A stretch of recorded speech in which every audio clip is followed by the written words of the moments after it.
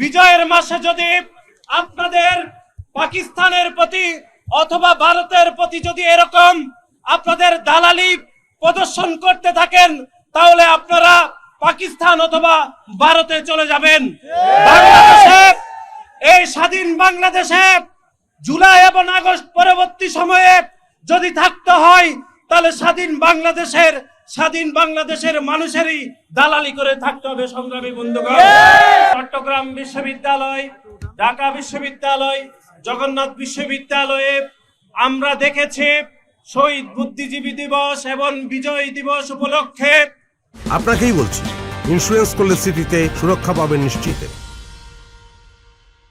আমরা দেখেছি এক শ্রেণীর কথিত শিক্ষার্থীদের সংগঠন যেরকম দৃষ্টতাপূর্ণ আচরণ সাধারণ শিক্ষার্থীদের সাথে দেখাচ্ছে, বাংলাদেশ জাতীয়তাবাদী ছাত্র দল সেই দৃষ্টতাকে আমরা হুঁশিয়ার উচ্চারণ করে দিতে চাই।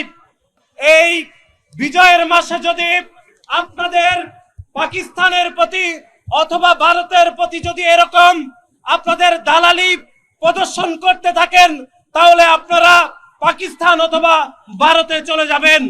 বাংলাদেশে, এই স্বাধীন বাংলাদেশে জুলাই এবং আগস্ট পরবর্তী সময়ে যদি থাকতে হয়, তাহলে স্বাধীন বাংলাদেশের মানুষেরই দালালি করে থাকতে হবে। সংগ্রামী বন্ধুগণ, আমরা দেখেছি চট্টগ্রাম বিশ্ববিদ্যালয়ের বিতর্কিত উপাচার্য শামীম উদ্দিন খান বুদ্ধিজীবী দিবস উপলক্ষে যেরকম বিতর্কিত এবং নজিরবিহীন বক্তব্য দিয়েছেন, তারই পরিপ্রেক্ষিতে বাংলাদেশ জাতীয়তাবাদী ছাত্র দল এবং বামপন্থী ছাত্র সংগঠনের নেতৃত্বে যেরকম আন্দোলন সংগ্রাম হচ্ছিল, সে আন্দোলন সংগ্রামকে বাধাগ্রস্ত করতে কথিত সাধারণ শিক্ষার্থীদের ছাত্র সংগঠন যেভাবে গণতান্ত্রিক আন্দোলনকে বাধাগ্রস্ত করেছে, সে আন্দোলন আমাদেরকে পূর্বে ছাত্রলীগের আন্দোলনের কথা স্মরণ করিয়ে দেয়।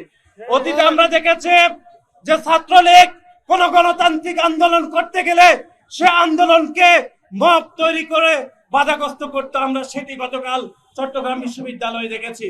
আমরা দেখেছি জগন্নাথ বিশ্ববিদ্যালয় কিভাবে সাধারণ শিক্ষার্থীদের ক্ষোভের বহিঃপ্রকাশকে তারা স্পর্ধা দেখিয়ে বাধাগ্রস্ত করার অপচেষ্টা করেছে।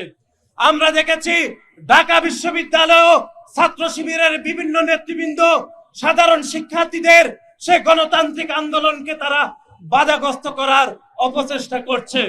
বাংলাদেশ জাতীয়তাবাদী ছাত্র দল স্পষ্টত ঘোষণা করছে, এই গণতান্ত্রিক আন্দোলনকে কোন ছাত্র সংগঠন যদি বাধাগ্রস্ত করে, তাহলে সাধারণ শিক্ষার্থীদের সাথে নিয়ে সেই কথিত সংগঠনকে অবশ্যই আমরা পরাস্ত করব ইনশাআল্লাহ।